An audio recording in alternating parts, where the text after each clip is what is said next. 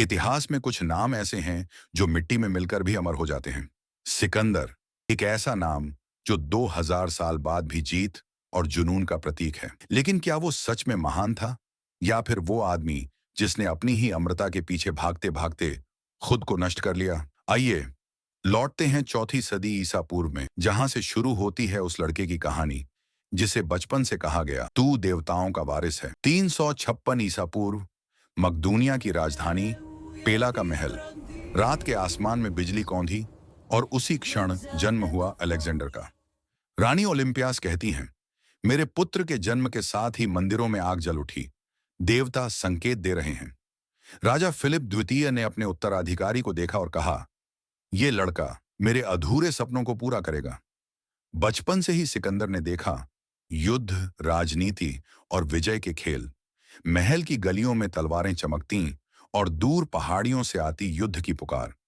पर उसके भीतर कुछ और था, एक बेचैनी, एक सवाल, क्या सिर्फ ताकत ही महानता है? फिलिप ने अपने पुत्र के लिए चुना यूनान का सबसे बड़ा दार्शनिक अरस्तु, वही जिसने सिकंदर को सिर्फ युद्ध नहीं, सोच की ताकत सिखाई। अरस्तु ने कहा, जिसे दुनिया जीतनी है, पहले उसे खुद को जीतना होगा। ज्ञान ही वो तलवार है जो सबसे गहरी अंधेरी में भी रास्ता दिखाती है। सिकंदर ने इलियड पढ़ी और अचिलीस को अपना आदर्श बनाया। अगर मरना भी पड़े तो ऐसा कि आने वाले सदियों तक नाम गूंजे।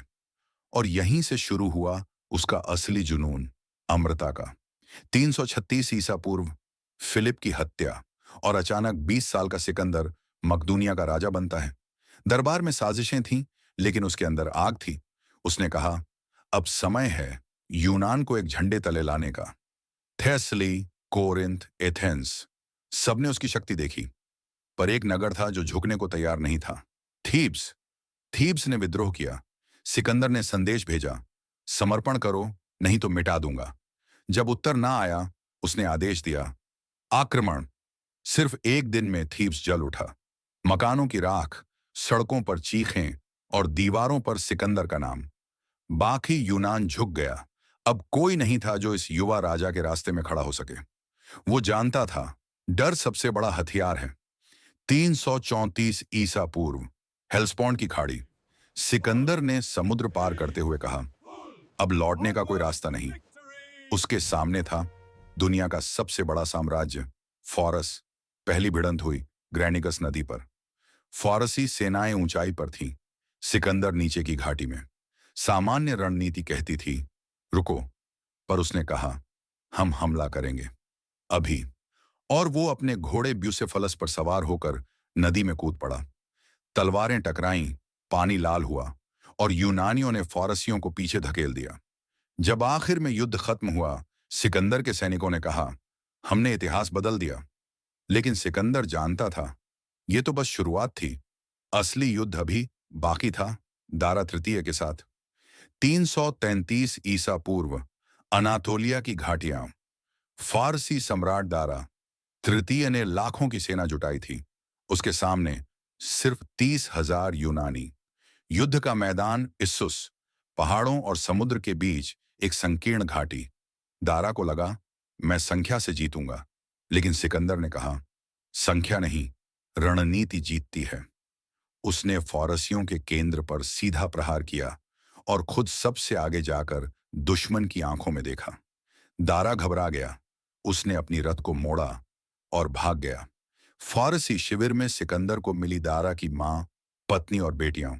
लेकिन उसने कहा, मैं विजेता हूं, लुटेरा नहीं। पूरी यूनान ने उसे देवता कहा। पर सिकंदर के मन में अब एक नया विचार जन्म ले चुका था, अगर मैं इतना अजेय हूं तो क्या मैं इंसान हूं भी? 332 ईसा पूर्व, सिकंदर मिस्र पहुंचा।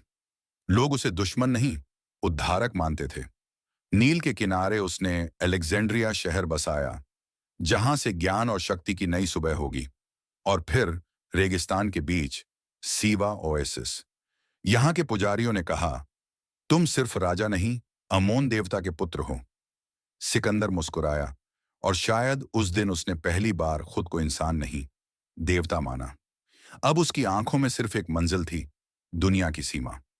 331 ईसा पूर्व, गौगा मेला का मैदान।